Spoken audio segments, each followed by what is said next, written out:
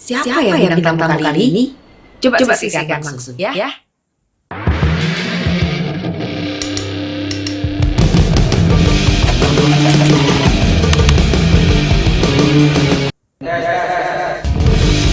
Oke, standby. 3, 2, 1.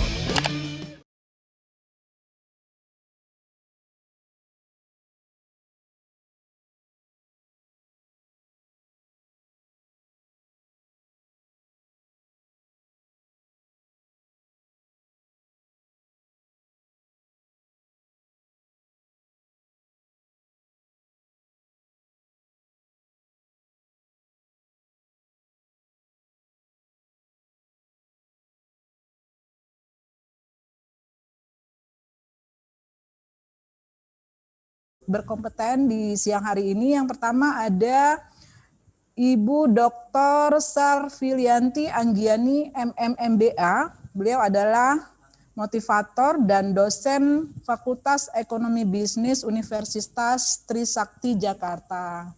Selamat siang. Assalamualaikum Mbak Evi. Waalaikumsalam. Selamat siang Mbak Lisma. Senang bisa gabung balik kampung walaupun via Zoom ya. Iya, sehat-sehat.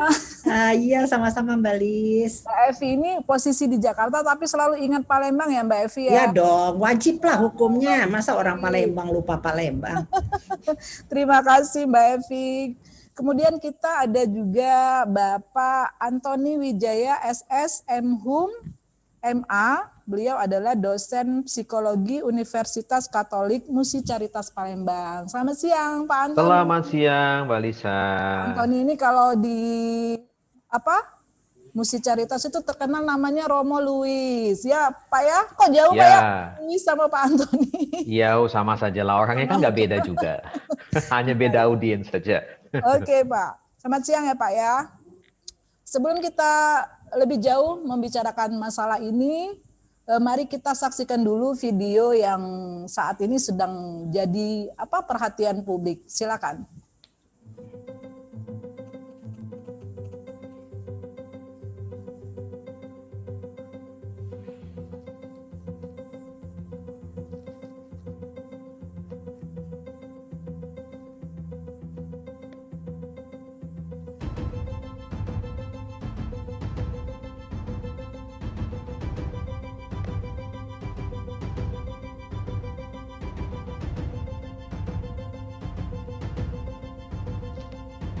Gara-gara Habib Rizik pulang sekarang ke Jakarta, penjemputannya gila-gilaan. Nama Habib itu udah obat. Screenshot. Nanti banyak antek-antek yang mulainya. Takut.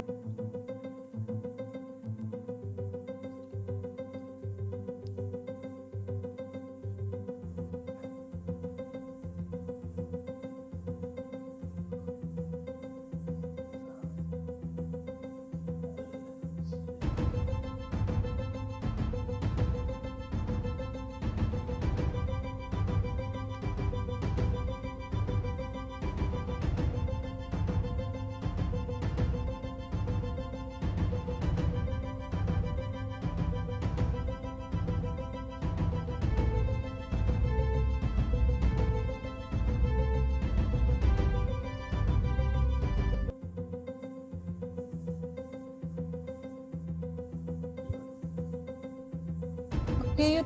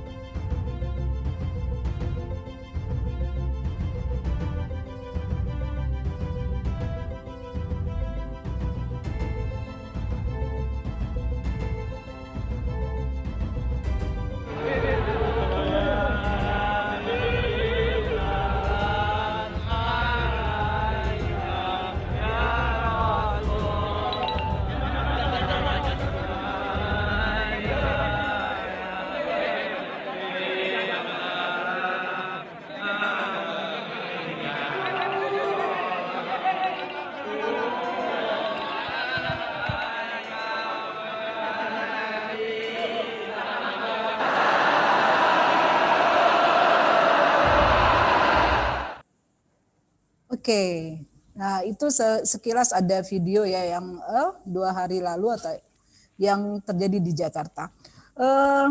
Masalah jarimu harimau ini sebenarnya di kalangan selebriti ya mungkin udah biasa ya Bu ya Mbak dan Ibu dan Pak, karena mereka mungkin ada niat lain mungkin ya untuk supaya viral, supaya banyak yang nonton. Nah, tapi di lingkungan masyarakat persoalan jarimu harimau ini sebenarnya udah sangat sering terjadi.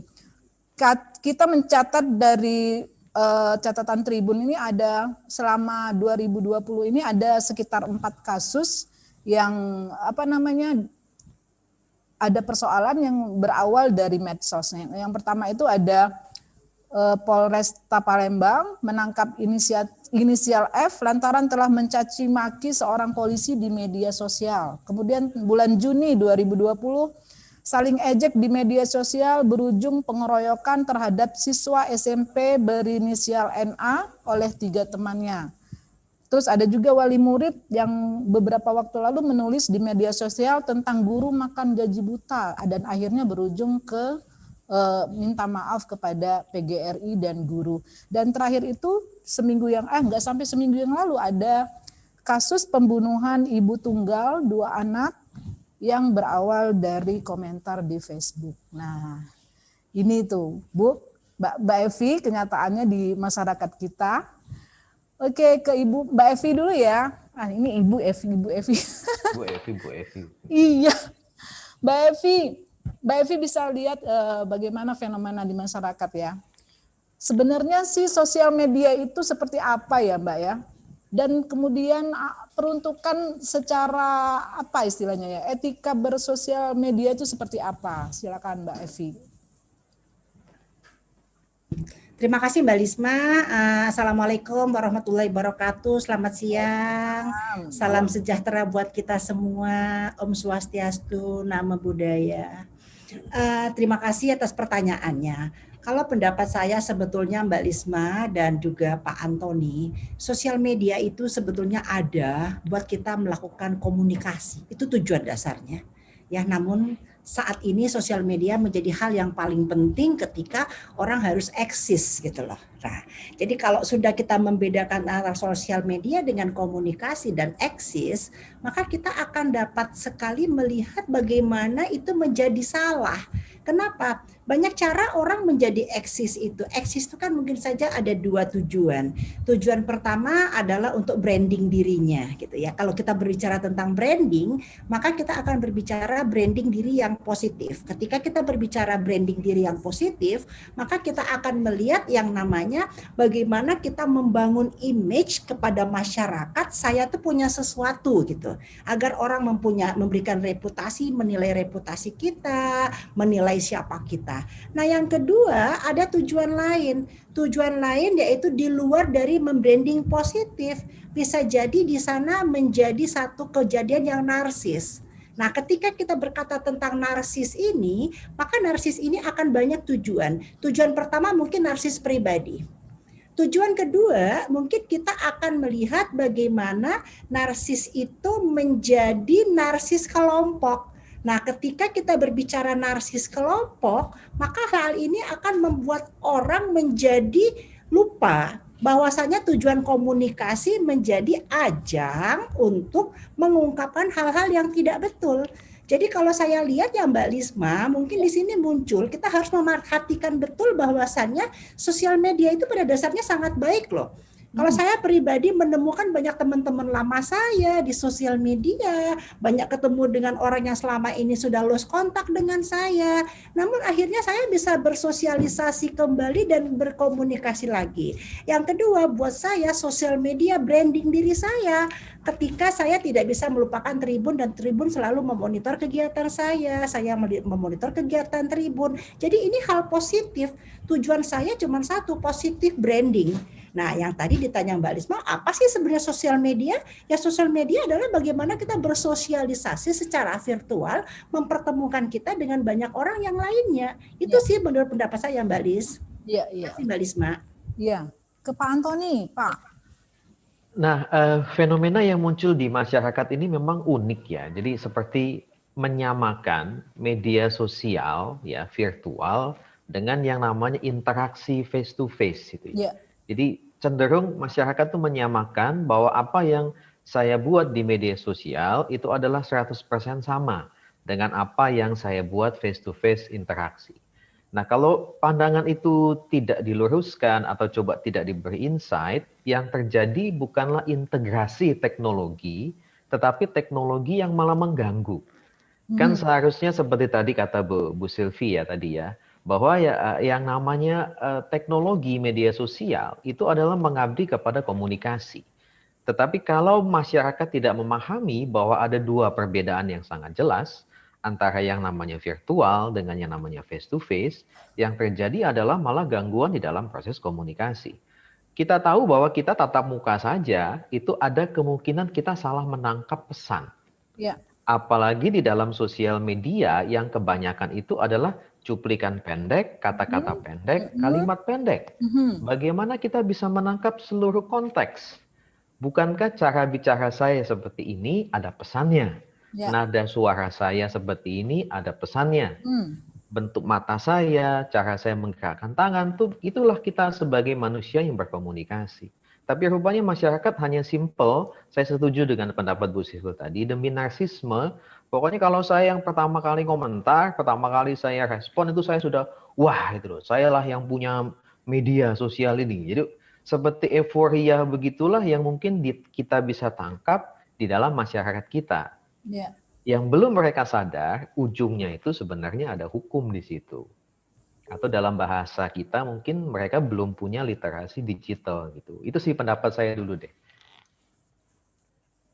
Oke. Ya, ke Mbak Evi lagi ya, Mbak Evi. Jadi kalau sosial media itu ada batasan-batasan seperti apa yang harus kita perhatikan ya, Mbak ya?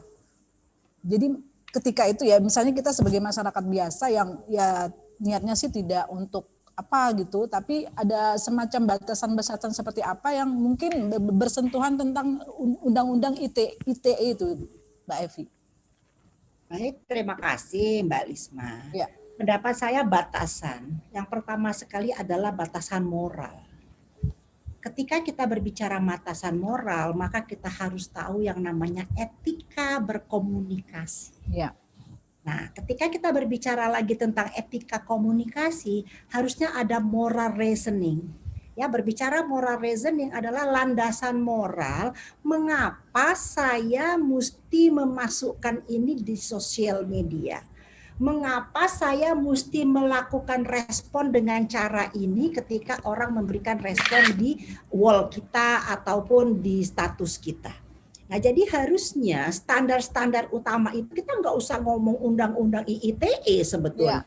Dari diri pribadi kita sendiri harusnya ada standar yang mana yang baik, yang mana yang tidak baik, yang mana yang boleh, yang mana yang tidak boleh, yang mana yang adil, yang mana dan tidak adil terhadap apa yang akan kita ungkapkan dalam sosial media tersebut. Jadi kalau kita berbicara tentang undang-undang itu kan ada punishment. Namun jika kita berbicara tentang etika moral, harusnya kita sendiri yang merasa malu. Sebelum kita menyampaikan sesuatu, kita harus tahu, ini benar nggak kalau saya menyampaikan ini? Dan balik lagi ke branding tadi, kalau saya menyampaikan hal yang tidak benar, maka branding saya menjadi tidak baik. Kalau saya menyampaikan yang benar, maka branding saya menjadi baik. Nah, untuk itulah kita sebenarnya harus menyadari sesungguhnya bahwasannya bersosial media itu ada standar-standar moral individu. Yang kedua adalah standar moral komunitas atau sosial.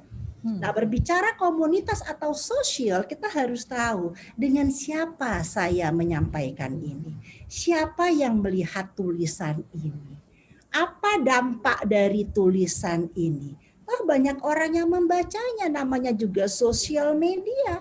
Ruang publik ya. Ruang publik yang semua orang bisa ikut membaca, bisa ikut merasakan apa yang kita tulis. Jadi kalau memang kita itu menyadari social media as a communication tools atau alat komunikasi, kita sadar betul tujuan utama kita bersosial media itu adalah positif. Namun Namun kalau tujuan kita untuk narsis tadi bisa jadi menjadi provokatif. Bisa menjadi influencer yang mengajak orang untuk melakukan hal-hal yang sebetulnya tidak patut kita ungkapkan di sosial media. Nah, jadi dalam hal ini kita harus sadar dulu. Jadi ada etika-etika moral yang harus kita perhatikan ya. Jadi dari diri individu sendiri, dari lingkungan sosial kita, siapa yang membaca. Nah, yang ketiga baru kita berbicara undang-undang. Kan undang-undang itu kan di belakang sebetulnya. Nah, yang jadi masalah sekarang ini, orang kita itu undang-undang itu kadang-kala sengaja dilanggar gitu karena merasa dia punya sesuatu, punya orang yang membackingin di belakangnya, maka hal ini dijadikan hal yang umum. Saya melanggar tuh nanti ada yang nolongin gitu. Jadi kalau saya undang-undang tidak diperlukan kalau manusia semuanya sadar. Apa fungsi sosial media, bagaimana moral reasoning ketika saya menyampaikan sesuatu di sosial media. Jadi ada standar-standar yang membatasi saya. Membatasi saya mau menulis apa tuh mikir dulu loh. Kalau zaman dulu kan sebelum kita tatap muka ya, kata Pak Antoni tadi, kalau tatap muka mungkin ya mikir dulu deh sebelum kita ngomong, sebelum kita berbicara dengan orang. Nah sekarang sama, sebelum menulis gitu ya, sebelum mengetik jempol ini belum bermain, ya ada baiknya lo mikir dulu dong apa yang akan ditulis supaya nanti orang membacanya juga tidak terprovokasi kalau hal itu negatif. Kalau memang kita orang menjadi motivasi, ya ngetiklah yang bagus, yang positif sehingga orang tertarik untuk membaca tulisan kita dan membawa aura positif dalam kehidupan seseorang. Itu loh Mbak Lisma, pendapat saya seperti itu Mbak Lis. Oke Mbak Evi, sangat ini ya, sangat lengkap bahwa memang ruang publik ya harusnya sudah tahu bahwa ini akan dibaca orang dan tentu kita harus membatasi diri tadi ya, itu tadi. Oke Pak Anton, saya mau balik ke beberapa kasus yang terjadi di Palembang ya, ini Pak ya. Ada sesuatu yang dipicu dari komentar di Facebook atau di media sosial lain, kemudian lalu tersinggung ya, kemudian balas dendam. Nah, ini sebenarnya apa sih yang terjadi antara mungkin yang si pelaku ya yang menyebar, yang pertama kali melakukan sesuatu hal di Facebook, kemudian apa pula yang terjadi pada orang yang dituju, kemudian bangkitlah rasa dendamnya, itu seperti apa secara psikologinya Pak? Pertama begini ya, kalau kita bicara pesan tulisan di media sosial itu ya, ketika kita menuliskan pesan, kita mungkin ya kebanyakan masyarakat itu jatuh kepada yang namanya sebuah keamanan semu. Karena kalau saya ketik kan nggak ada orang lain tuh, atau orang lain saya kenal, saya tidak tatap muka langsung, saya tidak ngomong langsung. Jadi saya ketik aja, tanda kutip ya, ada sebuah keamanan semu. Sampai terjadilah beberapa kasus yang membuktikan bahwa apa yang ditulis dengan sendiri, tanpa mungkin memperhitungkan reaksi orang, ternyata ujungnya itu malah berakibat yang buruk. Ya. Nah, susahnya kalau kita bicara media sosial, misalnya tadi komentar-komentar itu adalah bahasa tulis, bahasa untuk mata, bukan bahasa untuk telinga. Mendengar, ya. Ya, kalau saya bicara verbal, orang akan menangkap apakah dia intonasinya marah, sedih, segala macam. Nah, itu bahasa chatting atau komen itu bahasa mata yang dilihat oleh mata kita. Mata orang lain melihat lagi, dia menafsirkan sendiri. Sendiri, ya betul. Apapun konteksnya itu. Jadi nggak sambung. Jadi ya menurut saya wajar saja terjadi seperti itu. Dan kalau pengalaman-pengalaman yang dilihat, semakin diklarifikasi itu orang adu argumen di chatting, nggak selesai-selesai. Ya. Kenapa? Karena itu bahasa untuk mata, bukan bahasa untuk telinga yang mudah kita pahami. Saya kira itu yang banyak terjadi di dalam masyarakat. Kalau saya setuju dengan pendapat Bu Evi tadi, prinsipnya kalau kita tidak tahu apa yang mau kita share itu betul atau salah, kan lebih baik tidak share. Kalau kita tidak bisa verifikasi yang mau kita katakan itu baik atau buruk, kan lebih baik tidak tulis. Kalau saya tahu persis apa yang akan saya tulis itu baik atau buruk, ya saya silakan tulis. Tapi kalau tidak, mengapa harus dibuat demikian? Tapi masyarakat kita sekali lagi itu jatuh kepada sebuah kata-kata sakti. Cuma share. Kenapa komentar begitu? Cuma share. Terusin gitu. Padahal mereka tidak tahu kontennya. Jadi Itu mungkin perilaku yang bisa kita potret di dalam masyarakat kita di Palembang. Tapi Pak,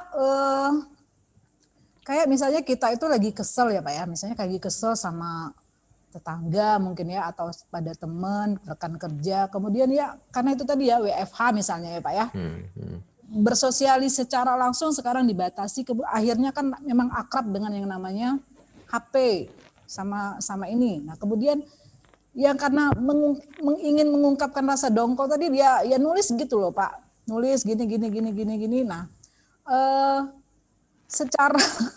secara psikologi apakah ini termasuk sudah mengalami gangguan jiwa, gangguan mental atau seperti apa nih Pak? Ya itu kalau ke sosial media bukan kepada mungkin teman curhat gitu ya Pak ya. Zaman sekarang. Jadi ribut dengan suaminya satu dunia tahu gitu ya. Iya betul Pak. Itulah fenomena. Apa yang terjadi Pak itu? Kalau dari sisi psikologi itu ada saluran yang tidak tersampaikan dengan baik gitu ya. Itulah kalau kita bisa lihat ya, kita tidak lebih jauh mengatakan ini penyakit kelainan psikologis atau itu perlu tes standar lah itu ya. Kita bisa melihat seperti itu. Tapi memang juga kita perlu menghitungkan seperti yang tadi kata Bu Evi, terus terang ini ya. Fenomena-fenomena yang besar kadangkala itu memang sengaja tanda kutip ya. Buat begitu gitu loh, untuk heboh. Tahu kan, bad news is a good news gitu kan. Jadi semakin dilihat orang, penasaran apa sih ini, heboh-heboh, itu menjadi semakin wah dia terkenal begitu kan. Itu ada juga motif begitu. Nah, motif orang yang betul-betul ingin mengungkapkan keceplosan di media sosial, dapat masalah, ya saya bilang ya itu dapat sialnya sih itu dia. Betul. Mestinya dia tidak buat gitu, tapi akhirnya ya pas dapat sialnya gitu loh. Jadi sebenarnya kan generasi yang 35 tahun ke atas, 40 tahun ke atas itu pasti kenal. Kalau ada sesuatu yang mengganggu segala macam, cerita kepada orang atau sebenarnya tulis buku harian, itu generasi 35, 40. Saya Pak, saya masih nulis dulu. Oh itu dia, sama kita. Tapi kalau natif digital mungkin sudah nggak lagi dia, sudah beda. Iya oke. Ibu Evi, Mbak Evi. Nah, apakah dengan yang itu tadi ya Mbak ya, batasan-batasan yang harus kita ketahui, apakah ini artinya kita mengurangi tingkat kritis kita gitu? Dalam misalnya menyikapi sesuatu ya, takut. Nah, akhirnya apa ya, sikap kritis masyarakat itu jadi hilang. Apakah seperti itu nantinya Mbak Evi? Oke, enggak sih, saya rasa Mbak Lisma ya, sebetulnya tadi juga Pak Antoni sudah menyampaikan sebagian. Jadi kita enggak akan mengurangi sikap kritis kita ketika kita punya rem gitu ya. Nah, kritis ini kan harusnya dibarengi dengan fakta. Nah, kita ini sekarang kebanyakan kalau nulis itu, cuman share kok. Tadi ya, saya sepakat banget dengan Pak Antoni ya. Enggak kok, saya cuman share aja gitu. Padahal kalau kita share, kita nggak tahu itu betul atau salah. Itu bukan kritis namanya. Ya, kita nggak paham apa yang kita share, itu bukan kritis namanya. Ketika kita mau kritis, kita harus ada fakta yang jelas, fakta yang nyata. Yang kedua, ada fakta pun harus menggunakan bahasa yang bijak. Bahasa yang bisa diterima orang secara umum. Hindari bahasa provokatif. Mau jadi influencerlah yang positif. Kenapa? Ketika kita tidak berani mengungkapkan pendapat kita salah, mengungkapkan kritis kita terhadap negara, mengungkapkan kritis kita terhadap sistem yang ada di sekitar kita, kita akan terkungkung dengan satu belenggu. Nah, sosial media bukan itu tujuannya. Komunikasi terbuka itu bisa dibaca siapa saja di lingkungan sosial, namun harus dibatasi dengan tata cara. Nah, etika tadi yang saya bilang adalah morally obligation. Ketika kita berbicara tentang tata cara, kita berbicara tentang etiket.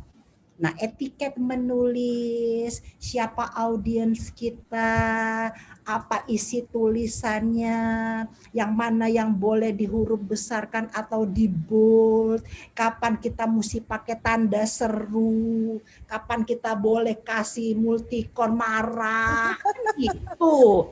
Jadi ada saat-saatnya yang kita mesti melakukan itu. Marah sekalipun kita nggak perlu kok mengungkapkan kemarahan kita di sosial media.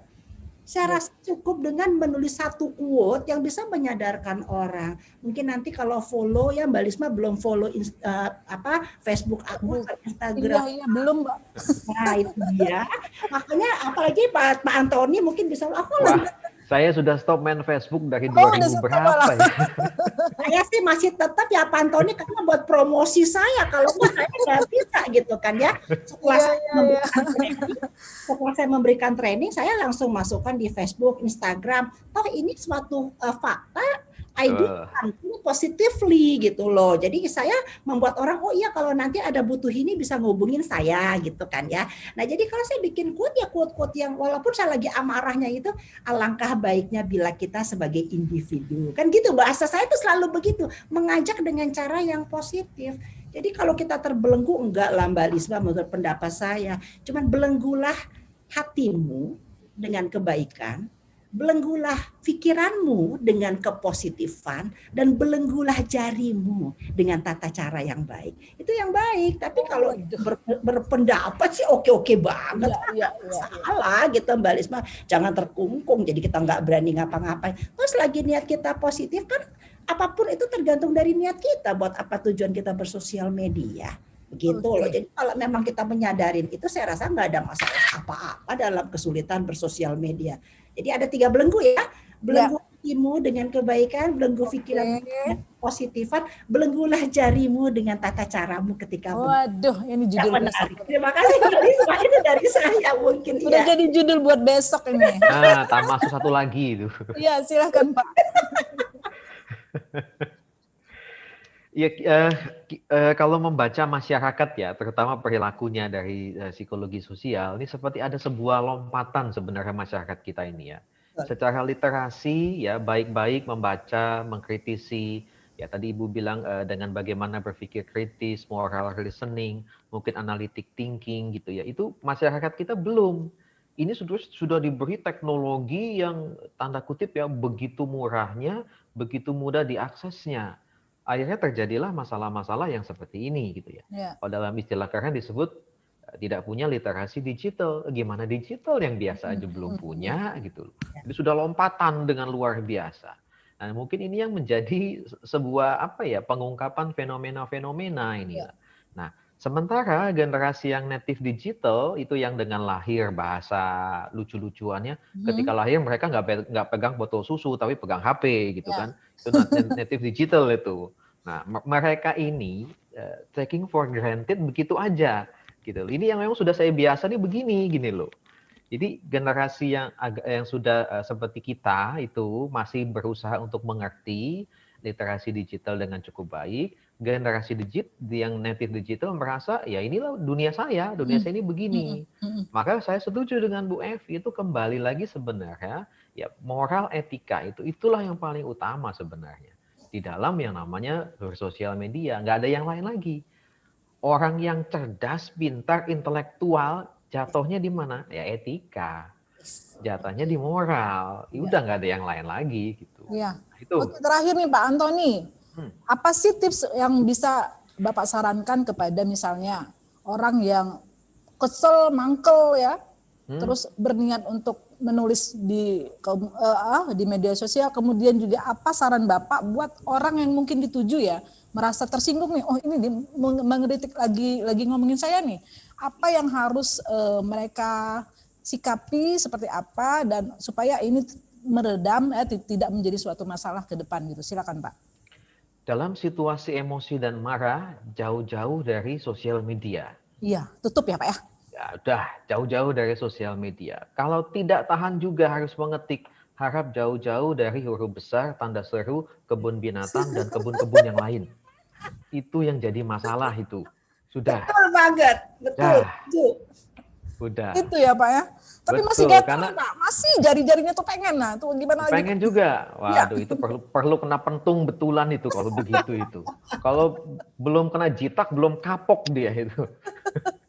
Iya, mungkin lebih baik curhat kepada orang orang yang lebih atau gimana Ya, carilah konselor lah kalau serius. Konselor, Kalau ya. kalau emosi marah 7 hari 7 malam nggak hilang-hilang ya udahlah. Ya, atau jangan diambil hati lewati bae Pak ya, cak itu Pak ya. Ya wong kita ini kadang susah lah ini. Iya. Ke Mbak Evi terakhir nih, Mbak Evi mungkin terakhir ini mungkin kuat lagi dari Mbak Evi, terus pesan-pesan buat mungkin generasi milenialnya, generasi yang tuanya juga, kemudian mungkin juga generasi yang ada yang baru bersosmed ya, yang mungkin baru ever ya bersosmed. Silakan Mbak Evi. Baik, terima kasih Mbak Lisma. Memang ini gayung bersambut sebetulnya ya. Sosial media ini menjadi kekhawatiran sebetulnya buat saya sebagai pengamat perilaku. Ya. Nah, di sini saya merasakan sekali ada baiknya untuk melakukan sosial media tidak terbatas buat siapa saja. Ya. Namun pahami dampak dari sosial media itu sendiri. Yang pertama, saya selalu berkata dampak sosial media itu, ya tidak hanya dari jarimu, tapi dampak sosial media itu banyak sekali yang mengakibatkan kerutuhan rumah tangga. Di antaranya ketemu lagi dengan CLBK Cinta Lama Belum Punar gitu ya, balik lagi itu. Saya harap sekali para teman-teman saya, sahabat saya, generasi seumur saya maupun di bawah saya, marilah kita sama-sama menyikapi ini dengan sebaik-baiknya. Nah, buat pemula bersosial media, jangan jadikan hari-harimu lebih dari 12 jam untuk bersosial media. Karena kehidupan kita bukan hanya sebatas virtual. Ya. Masih banyak hal positif yang bisa kita lakukan dari kehidupan hari-hari kita. Buat anak-anakku remaja Indonesia, jagalah emosimu, jaga hatimu, bersosial medialah dengan bijak. Tidak perlu mengungkapkan hal-hal yang vulgar di sosial media. Bangunlah branding dirimu dengan sebaik-baiknya. Tolong diingat anak-anakku semua, sosial media menjadi salah satu tempat penilaian kinerja atau reputasi seorang anak manusia ketika seorang anak manusia akan direkrut bekerja di suatu perusahaan.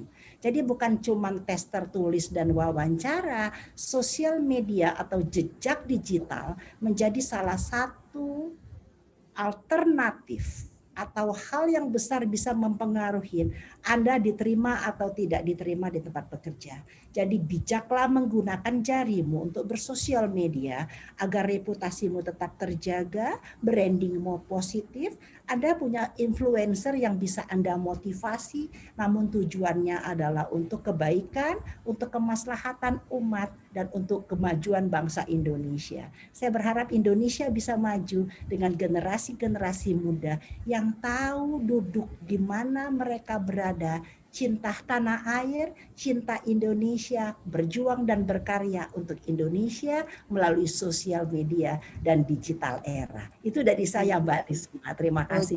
Terima kasih Mbak Evi, Pak Antoni juga ya. Terima kasih banyak. Sama-sama. Semoga apa yang kita bicarakan hari ini ada manfaatnya dan bisa diambil hikmahnya ya buat ibu adik-adik, buat kita semua supaya lebih bijak dalam bersosial media. Terima kasih ya Mbak Evi. Semoga ya nanti kita ketemu lagi ya Mbak. Ya. Pak Antoni ya. Ya, sampai jumpa lagi. Sampai jumpa. Sukses, sehat selalu, salam sehat. Iya Pak. Ya, pamit. Pamit ya semua. Ya, makasih Bu, Pak. Ya, demikian pembicaraan kita dalam Sumsel Virtual Fest 2020. Jangan lupa subscribe di YouTube Tribun Sumsel dan Sri Poko TV. Dan kita akan bertemu lagi di lain kesempatan. Wassalamualaikum warahmatullahi wabarakatuh. Proses live Sumsel Virtual Fest yang menghadirkan narasumber yang seru. Kita akan jumpa lagi besok. Ikuti terus acara ini Sumsel Virtual Fest 2020 di YouTube-nya Sri Poko TV dan Tribun Sumsel. Bye.